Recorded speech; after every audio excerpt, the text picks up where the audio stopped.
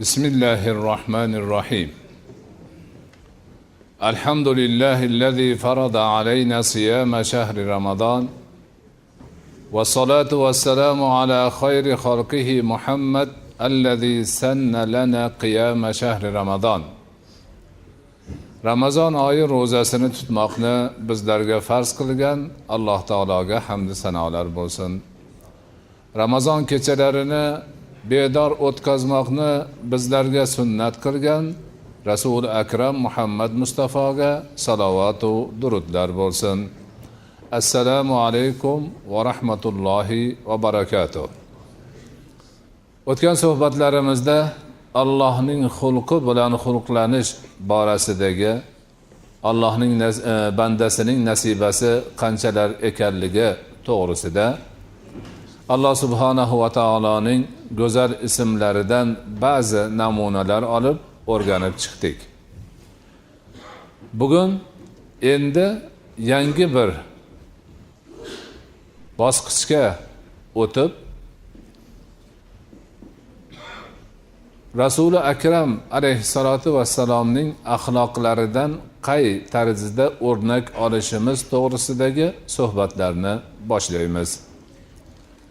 Hech shak va shubha yo'qki, dunyodagi eng ulug' axloq egasi Rasuli Akram alayhissalatu vassalomning o'zlaridir. Alloh subhanahu va taoloning go'zal ismlaridan o'zlariga eng ko'p nasiba olgan zot ham Rasuli Akram alayhissalatu vassalomning o'zlaridir. Dunyoda hech bir inson bolasi u zotni saviyasiga, darajasiga yetmagan, yetishi mumkin ham emas. Ana shu e'tibordan u zoti babarakot alayhissalatu vassalomning ummatlari bo'lmish siz bilan biz mo'min musulmon bandalar Rasuli Akram alayhissalatu vassalomning barcha xatti harakatlari, gaplari, so'zlari, ibodatlari, axloqlari va boshqa taraflaridan o'zimizga shaxsiy o'rnak olishimiz kerak bo'ladi. Buning uchun esa ana shu axloqlarini, siyratlarini, sifatlarini, sunnatlarini va kerakli barcha ma'lumotlarni yaxshilab o'rganishimiz, o'zimizga singdirishimiz kerak bo'ladi. Alloh subhanahu va taolo o'zi marhamat qilib Qur'oni Karimda aytadiki: A'udhu billahi minash shaytonir rojim. Bismillahir rohmanir rohim. Laqad kana lakum fi rasulillahi uswatun hasana liman kana yarjulloha wal yawmal akhir va zakaralloha kaseeran. Batahqiq deydi Alloh subhanahu va taolo, Rasulullohda sizlar uchun yaxshi o'rnak bordir. Kimki Allohdan va oxirat kunidan umidvor bo'lsa va Allohni ko'p zikr qilsa. Demak, Rasuli Akram alayhissalatu vassalomni o'ziga o'rnak qilib olish uchun asosiy shartlardan bittasi Alloh subhanahu va taolodan umidvor banda bo'lish kerak. Yana bittasi oxirat kunidan umidvor banda bo'lish kerak va yana bittasi Alloh subhanahu va taoloni zikrini ko'p qilib yurish kerak. Alloh taoloni zikrini qilib yurish Rasuli Akram alayhissalatu vassalomning axloqlaridan, sunnatlari va siratlaridan o'rnak olishga yordamchi bo'ladigan amallardan biri hisoblanar ekan. Rasuli Akram alayhissalatu vassalomning xulqlari to'g'risida so'z ketar ekan. Alloh subhanahu va taoloning o'zi u zoti va barakotga xitob qilib va innaka la ala xuluqin azim deb tushirgan oyatini keltiriladi. Ya'ni Rasuli Akram alayhissalatu vassalomga xitob qilib Alloh taolo aytadiki: albatta sen ulug' xulqdasan, buyuk xulqdasan. Haqiqatan Rasuli Akram alayhissalatu vassalomning axloqlari buyuk axloq, ulug' axloqdir. Ana ana shu axloqdan namuna olish, o'rnak olish, ana shu narsalarga ergashish siz bilan biz ummati Muhammadman deb yurgan mo'min musulmonlarga lozim va lobuddir. Bu narsa doimiy ravishda mo'min musulmonlarni talabi bo'lgan, xohishi bo'lgan, muhabbatini maqsadi ko'zlangan demak nuqtasi bo'lgan. Muhaddislarimiz rivoyat qiladilar. Sa'd ibn Hisham ibn Amir mo'minlarning onasi Oysha-i Siddiqa radhiyallohu anhaning huzurlariga kirib so'rabdilar. Ma kana xuluqu Rasulillahi sallallohu alayhi va sallam. Rasululloh sallallohu alayhi va sallamning axloqlari qanday bo'lganida? Oysha onamiz bu savolning javobiga kana xuluquhul Qur'an. Alam taqra qawlahu ta'ala va innaka la'ala xuluqin azim dedilar. Sa'd ibn Hisham ibn Amirning savoliga Oysha onamiz javob berib, u zotning xuluqlari, axloqlari Qur'on edi. Allohning albatta sen ulug' xuluqdasan degan oyatini o'qimaganmisan dedilar. Demak Rasul akram alayhisolatu vassalomning xuluqlari Qur'on bo'lishi Qur'onda kelgan barcha axloqlarni o'zlarida mujassam qilgan ekanliklarini dalolatini beradi. Qur'onda qaysi yaxshi axloqqa buyurgan bo'lsa, ana shu axloqlarni to'la to'kis, nuqsonsiz, har qanday iroda qilingan bo'lsa, shunday o'zida mujassam qilgan shaxs Rasul akram alayhisolatu vassalom bo'ladilar. Qur'oni Karimda qaysi bir yomon axloqni tanqid qilingan bo'lsa, undan chetlanishga amr qilingan bo'lsa, ana o'sha narsadan eng uzoqda bo'lgan zot Rasul akram alayhisolatu vassalom bo'ladilar. Sa'd ibn Hisham ibn Amir keyin aytdilarki, uridu an atabattal. Uridu an atabattal degani tarki dunyo qilmoqchiman. Uylanmasdan o'tmoqchiman dedi. Maslahat. Oysha onamiz aytdilarki, la taf'al. Alam taqra qawlahu ta'ala لقد كان في رسول الله لكم أسوة حسنة لمن كان يرجو الله واليوم الآخر وذكر الله كثيرا. Haligi uylanmay o'taman, tarki dunyo qilaman degan kishiga Oysha onamiz unday qilma. Allohni Rasululloh sallallohu alayhi va sallamda sizlarga go'zal o'rnak bor. Kim Allohdan va oxirat kunidan umidvor bo'lsa va Allohni ko'p zikr qilsa degan oyatini o'qimaganmisan?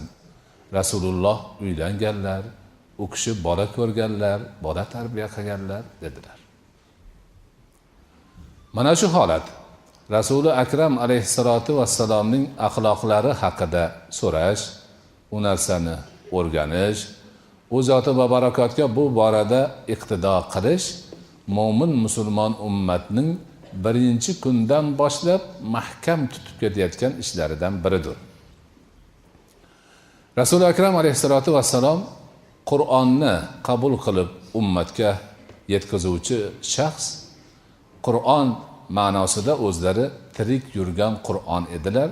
Shuning uchun Qur'on o'rganaman degan mo'min musulmon borki, qiroatimi, tajvidimi, tafsirimi, ahkomlarimi hammasi Rasulullohga murojaat qilar.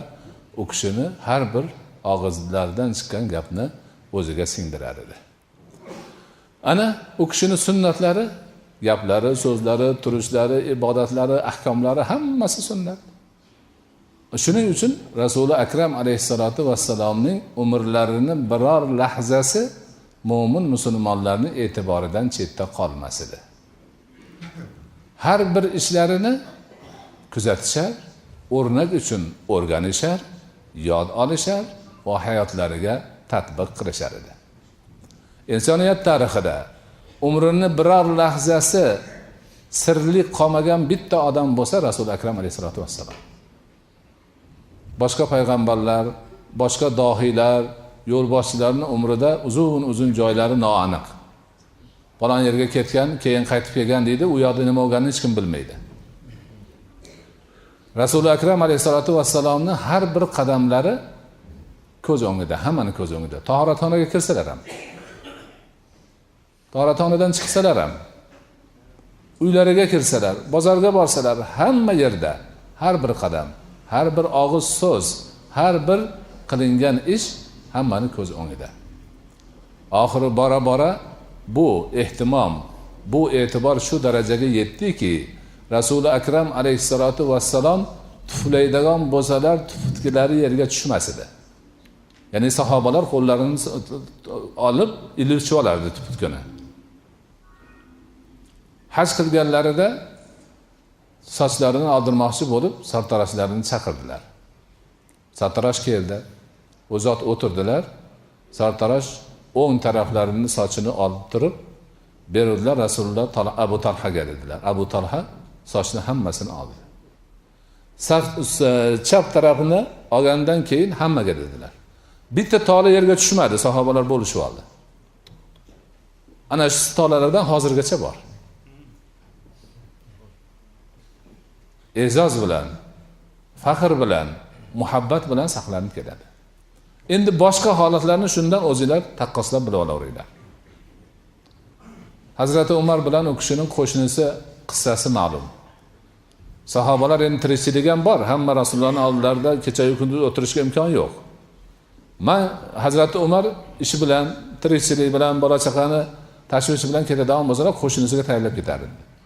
Men ish bilan falon yerga ketyapman, sen ehtiyot bo'lib turgin. Rasululloh nima desalar, nima qilsalar, men kelganimda aytib berasan dedilar.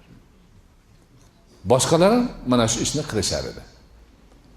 Ana har bir qadam, har bir so'z, har bir gap, har bir hukm katta e'tibor bilan, buyuk shavq va zavq bilan, muhabbat bilan qabul qilinar, ummatni qalbiga, vujudiga, ongiga, bu borlig'iga singib ketar edi.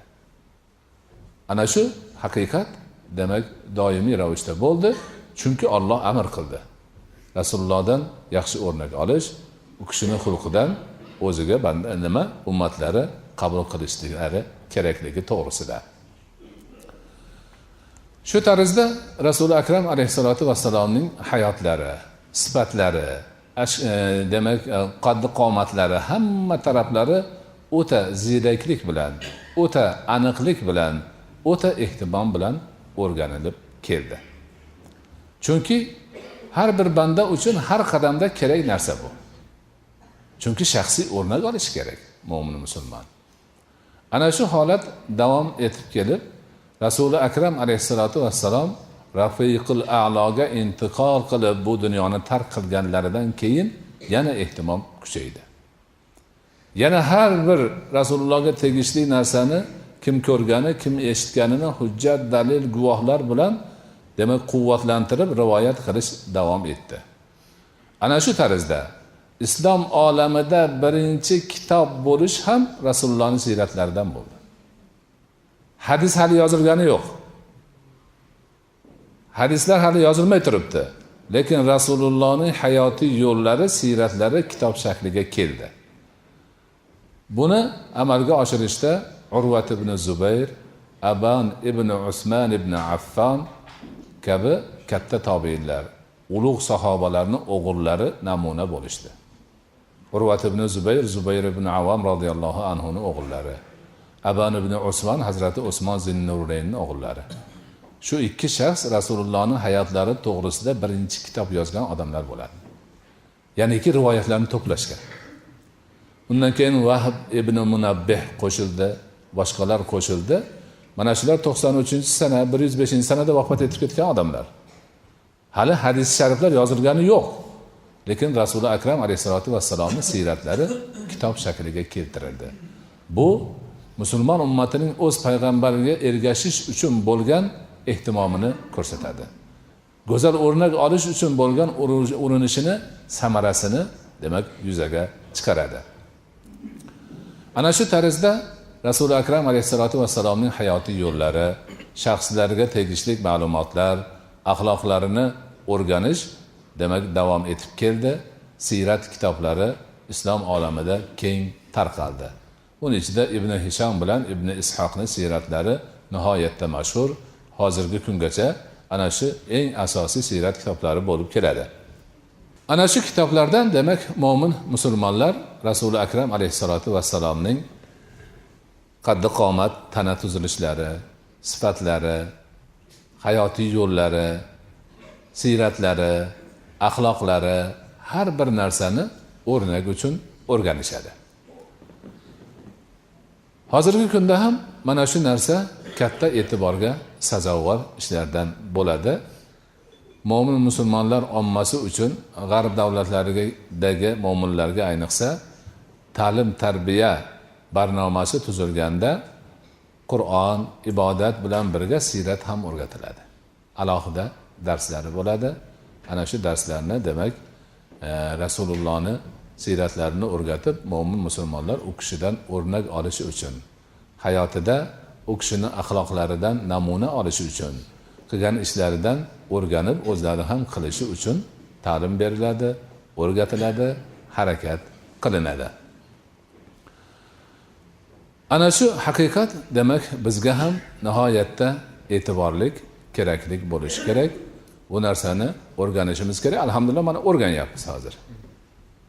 O'rganyapmiz bu narsani mana ruhiy tarbiya deb atalgan bir kitobni 3-juzi xulqlanish deb atalgan yerida mana shu gaplar bo'lyapti. Lekin shu bilan birga bizning yurtimizda ham alhamdulillah Rasuli akram alayhisolatu vassalomning siyratlari haqida bugungi harflarda hamma o'rganadigan, tushunadigan tarzda kitoblar paydo bo'lganligi hammamizni baxtimiz, saodatimiz hisoblanadi. Ana shu kitoblardan demak o'qib, o'rganib, o'zimizga namuna olib, o'zimizga singdirib borishni yo'lga qo'yishimiz kerak bo'ladi. Bu borada ayniqsa o'tgan yili hadis va hayotni 20-juzi chiqdi. Nubuvvat va risolat deb nomlangan, o'zi aslida olamlarga rahmat payg'ambar nomi asosida, lekin avvalgi maqolalar nubuvvat va risolat bo'lganligi uchun shu muqovaga shu yozilib qolgan. Ya'ni risolat nima, nubuvvat nima qisqagina bir tanishtirgandan so'ng nima fazoilun nabiy sollallohu alayhi vasallam degan biz sharh qilgan kitobda bob kelgan. Nabiy sollallohu alayhi vasallamning fazilatlari. U zotning fazilatlari to'g'risida bir nechta hadislar kelgan. Men u narsa ozligi uchun buni butunlay demak boshidan oxirigacha Rasul akram alayhisolatu vassalomning siyratlariga bag'ishlangan katta kitob qilishga Allohdan yordam so'rab urindim va u narsa demak bo'ldi. O'sha yerda faqat Qur'on va sahih hadislar hamda o'sha siyrat ilmini bobo kalonlarini rivoyatlaridan foydalanilgan. Oshiqcha, qo'shimcha, badiiylashtirilgan holatlar yo'q. Hammasi haqiqat, hammasi voqelikda bo'lgan, hamma ko'rgan, do'st ham ko'rgan, dushman ham ko'rgan. Do'st ham bilgan, dushman ham bilgan buyuk haqiqat.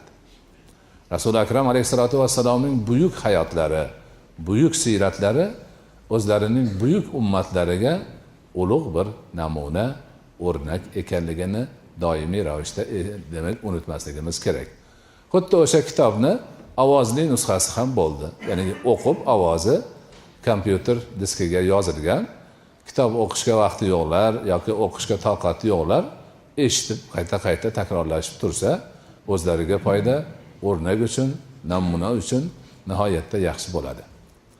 Rasul akram alayhisolatu vassalomning muhabbati, u kishidan o'rnak olish uchun bo'lgan urinishlar oxiri kelib o'sha siyrat kitoblari katta bo'lib ketganligidan, ko'pchilik qiynalib qolganligidan Mavlid degan kitoblarni yuzaga kelishiga sabab bo'lgan.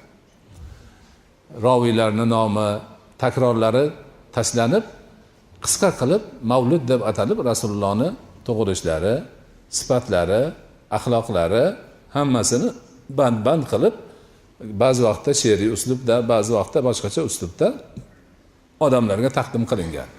Ana shuni Mavlid deyiladi. Mavlud o'qitildi, Mavlud qilibdi-da maqsad ham shu.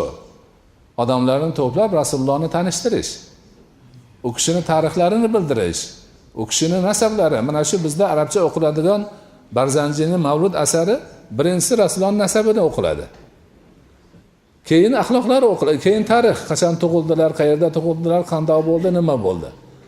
Undan keyin u kishining sifatlari, qomatlari qanaqa edi, qosh ko'zlari qanaqa edi, hammasi shu aytiladi. Afsuski buni odamlarimiz tushunmay, haligi arabchani eshitib, ohangiga mahliyo bo'lib chiqilaveradi. Shuning uchun biz aytayapmizki, mana shu Mavlud marosimlarida o'zimizni tilimizda Rasulullohning axloqlari, hayotlari, siratlari, sifatlarini xalqimizga tushuntiraylik. Ana shunda yaxshi bo'ladi degan ma'no. Rasululloh akram alayhisolatu vassalomga bo'lgan muhabbat cheksiz ekanligi hammaga ma'lum. Shu jumladan barcha mu'min musulmon ummatlar, xalqlar qatori bizning xalqimizda ham shu muhabbat bor. Lekin mana shu muhabbatni suiiste'mol qilmaslik kerak. Noqulay tarafga burib yubormaslik kerak. O'sha muhabbatni haqiqiy muhabbat tarzida, haqiqiy sahih manbalardan olingan ma'lumotlar bilan qoniqtirish kerak. Bugun ittifoqa bu haligi demak reja qilinmagan narsa. Bir yerga ketayotib domlalarimizdan biri taqsir hozirgi oxirgi paytda odamlar telefoniga yozib eshitib yurgan narsadan xabaringiz bo'ldimi? Maylim, yo'q, xabarim yo'q. Nima bo'ldi? Desam, bir qissani ko'p eshitishyapti, menga ham eshittirishdi.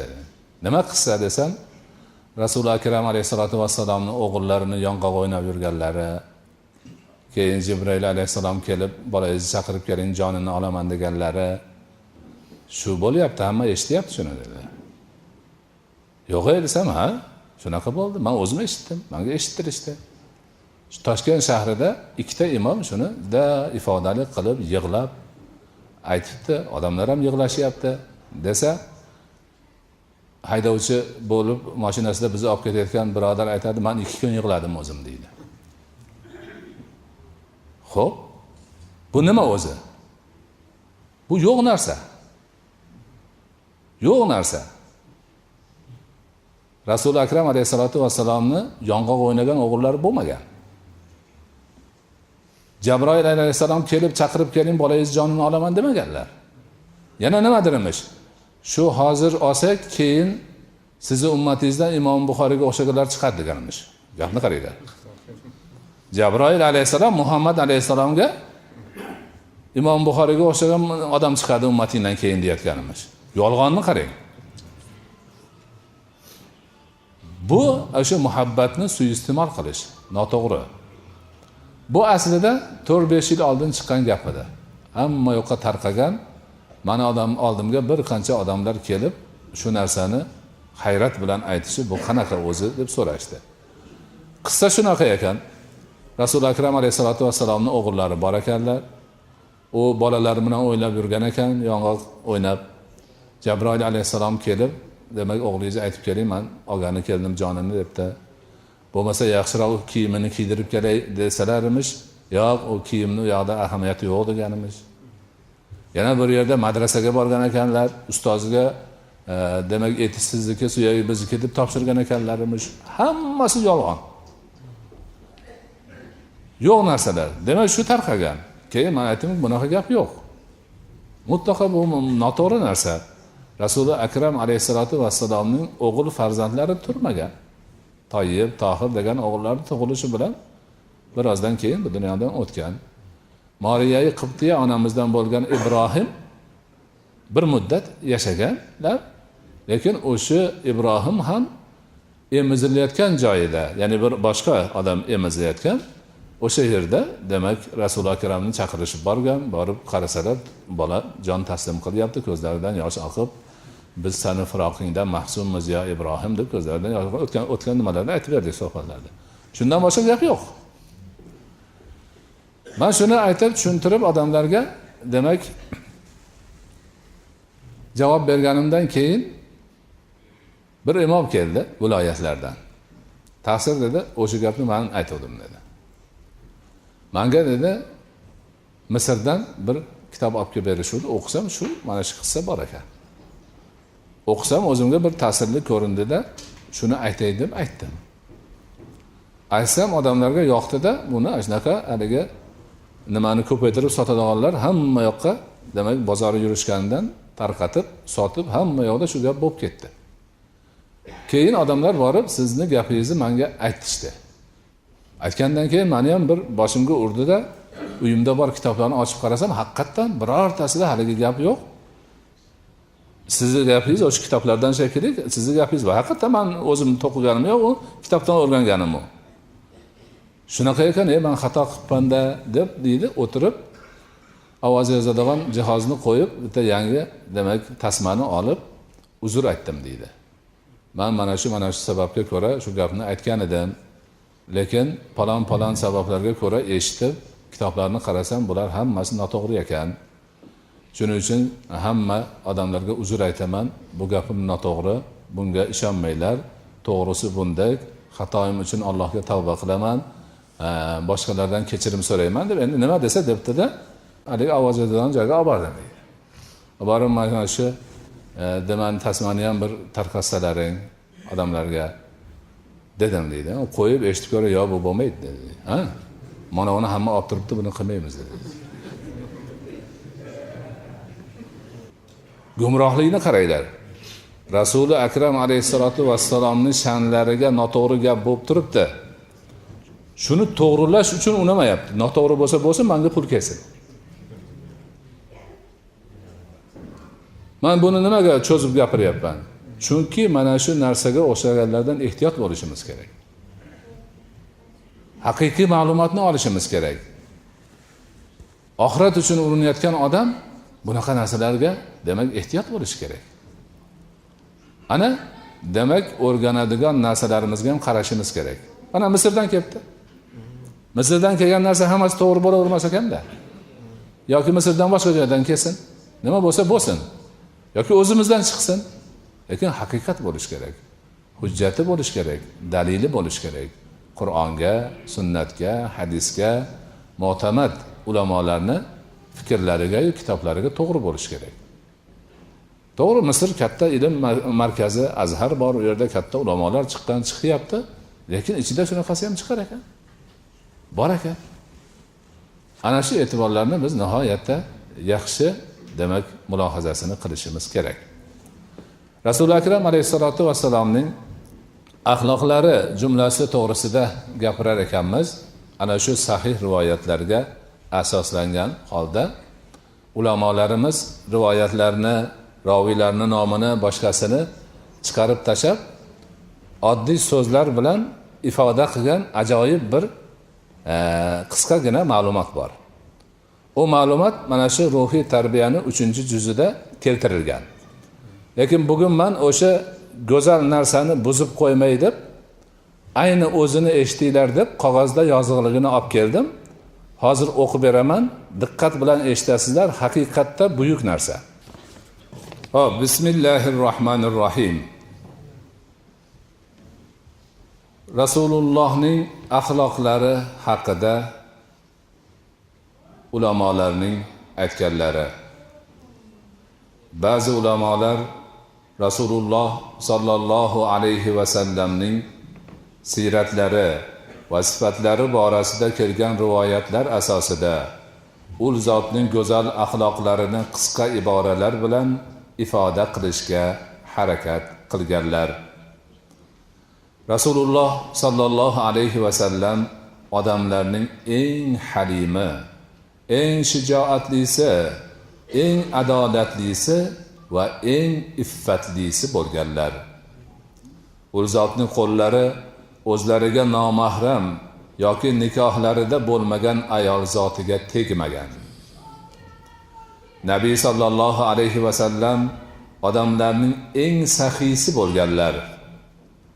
U kishining huzurlarida dinor yoki dirham bo'lsa, uxlashga yotmaganlar. Ya'niki o'shini birovga bermaguncha uyqulari kelmagan. Bir dinor yoki bir tiyin dirham bo'lsa ham birovga berib olib keyin bemalol uxlaganlar. Agar biror narsa ortib qolsa va uni bergani odam bo'lmasa, o'sha narsadan qutulmagunlaricha, muhtoj odamga bermagunlaricha uxlamaganlar. Alloh taolo ul zotga bergan narsalardan faqat bir yilga yetadigan ozuqani olganlar xolos. Shunda ham muyassar bo'lganicha xurmomi yoki arpami olganlar va qolganini Alloh taoloning yo'lida sarflaganlar. Nabiy sallallohu alayhi va sallamdan nima so'ralsa o'shani berar edilar. Hatto bir kuni birov kelib maqsadlarini so'raganda berib qo'yib o'zlari yura olmay qolganlar. Birov kelib shu men yaxshi ko'ryapman bering deganda yechib berganlar, o'zlari yurgani imkoni yo'q, oyoqlari kiyim yo'q qolganlar. Shu darajada bularni o'rganamiz inshaalloh. So'ngra bir yillik ozuqalariga qaytaradilar. Ko'pincha yil oxirigacha biror narsa kelmasa, o'zlari muhtoj bo'lib qolar edilar. Rasululloh sallallohu alayhi va sallam kavushlari va kiyimlarini o'zlari hamda o'z ahllari kiyimlarini yamar edilar. O'zlari yamar edilar. Hamda o'z ahllari xizmatida bo'lib, ular bilan birga go'sht to'rg'ar edilar. Ul zot odamlarning eng hayolisi edilar. Nazarlari birovning yuziga tik boqish ila sobit bo'lmas edi. Rasululloh sallallohu alayhi va sallam qulning ham, hurning ham da'vatini qabul qilar edilar. Ul zot har qanday hadiyani, garchi u bir ho'plam sut yoki quyonning soni bo'lsa ham qabul qilar edilar. Unga mukofot berar yoki yer edilar. Mukofot berar deganlari hadiya berganga hadiya qaytarardilar, sovg'aga sovg'a qaytarardilar. Nabiy sallallohu alayhi va sallam sadaqani yemas edilar. Rasululloh sallallohu alayhi va sallam cho'ri yoki miskinga ijobat qilishdan o'zlarini yuqori tutmas edilar. Bir cho'ri ayol kelib yuring desa ketar edi. Qul kelib taklif qilsa ham borar edilar. Rasululloh sallallohu alayhi va sallam Robbilari uchun g'azab qilar, o'zlari uchun g'azab qilmas edilar. U zot agar o'zlariga yoki sahobalariga zarar keltirsa ham haqqa amal qilar edilar. Nabiy sallallohu alayhi va sallam o'zlari bilan bir odam ziyoda bo'lishiga muhtoj bo'lib turganlarida mushriklardan yordam olishdan bosh tortganlar va men mushriklardan yordam olmayman deganlar.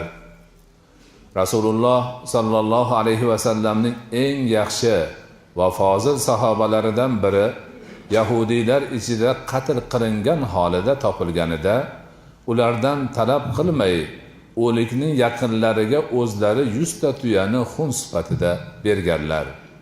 Holbuki sahobalari bir dona tuyaga zor bo'lib turgan edilar. Rasululloh sallallohu alayhi va sallam gohida ochlikdan qorinlariga tosh bog'lab olardilar. Gohida borini tanovvur qilar edilar. Bir bor taomni rad qilmas edilar. Halol taomdan o'zlarini taqvo uchun tortmas edilar. Nonsiz xurmoning o'zini topsalar, o'shani yer edilar. Bug'doy yoki arpa non topsalar, uni ham yer edilar. Shirinlik va asal bo'lsa ham tanovvul qilar edilar. Sut bo'lib, non bo'lmasa ham borini tanovvul qilar edilar. Qovun yoki ho'l xurmoni ham yer edilar. U zot yonboshlab ham, xonga qo'yib ham taom yemaganlar. Vafot etgunlaricha 3 kun ketma-ket bug'doy non yemaganlar. Bu ishni kambag'al yoki baxil bo'lganlari uchun emas, boshqalarni o'zlaridan ustun ko'rganlari uchun qilganlar. Nabiy sallallohu alayhi va sallam marosimlarga borar, bemorlarni ko'rar, janozalarga hozir bo'lar va dushmanlar ichida qo'riqchisiz o'zlari piyoda yurar edilar. Rasululloh sallallohu alayhi va sallam odamlarning eng tavozulisi, kibrsiz eng sokini, gapni cho'zmasdan eng balog'atli gapiradigan kishisi edilar. Nabiyulloh sallallohu alayhi va sallam topgan kiyimlarini kiyar edilar. Gohida shamla deb atalgan beldan pastga tutib oladigan kiyimni, gohida Yamandan keltirilgan yengi tor yaxtakni, gohida jun choponni kiyar edilar. Muboh bo'lgan nima topsalar kiyaverar edilar. U zotning uzuklari kumushdan bo'lib, o'ng yoki chap nomsiz barmoqlariga taqib yurardilar. Nabiy sallallohu alayhi va sallam ulovlariga xodimlari yoki boshqalarini mingashtirib olar edilar. Imkon bo'lgan ulovni, ya'ni gohida ot, gohida tuya, gohida xachir, gohida eshak minar edilar. Gohida yalangoyoq piyoda yurgan hollari ham bo'lgan. Rasululloh sallallohu alayhi va sallam Madinaning eng chetidagi bemorni ham ko'rgani borar edilar. Nabiyulloh sallallohu alayhi va sallam xushbo'y narsani yaxshi ko'rar va badbo'y narsani yomon ko'rar edilar. U zot kambag'allar bilan birga majlis qurar va miskinlar bilan birga ovqatlanar edilar. Nabiy sallallohu alayhi va sallam ahli fazil kishilarni axloqlari uchun ikrom qilar, sharafli kishilarni ulfat tutar va ularga yaxshilik qilar edilar. Rasululloh sallallohu alayhi va sallam qarindoshlariga ularni afzal kishilardan ustun qo'ymasdan silay rahim qilar edilar. U zot biror shaxsga jafo qilmas, uzr aytuvchini uzrini qabul qilar edilar. Nabiy sallallohu alayhi va sallam haqdan boshqani aytmagan holda hazillashar edilar. Qahqaha otmasdan kular edilar. Rasululloh sallallohu alayhi va sallam muboh o'yinni tomosha qilar, uni inkor qilmas edilar. Ahllari bilan musobaqa qilar edilar. Oldilarida ovozlar baland ko'tarilsa sabr qilar edilar. Nabiyulloh sallallohu alayhi va sallamning urg'ochi tuya va sovliqlari bo'lib, o'zlari va ahllari ularning sutini ichar edilar. U zotning qul va cho'rilari bo'lib, ovqatlanish va kiyinishda o'zlarini ulardan yuqori qo'ymas edilar. Nabiy sallallohu alayhi va sallam vaqtlarini Alloh uchun bo'lgan amaldan va o'zlari uchun kerak bo'lgan ishdan boshqaga sarflamas edilar. Rasululloh sallallohu alayhi va sallam sahobalarini bog'lariga chiqar, miskinni kambag'alligi uchun haqir sanamas edilar. Shuningdek, malikdan mulk uchun hayiqmas edilar. Unisini ham, bunisini ham barobar Alloh taologa chaqirar edilar. Rasululloh sallallohu alayhi va sallamga Alloh taolo fozil siyrat va tugal siyosatni bergan edi. U zot jaholat va faqirlik yurtida onadan qanday tug'ilgan bo'lsalar shunday holda o'qish, yozishni o'rganmay, otasiz, onasiz o'sgan edilar. Bas Alloh taolo u zotga barcha go'zal axloqlarni, maqtalgan yo'llarni va avvalgi hamda oxirgilarning xabarlarini ta'lim berdi. Oxiratdagi najot, bu dunyodagi yutuq yo'lini ko'rsatdi.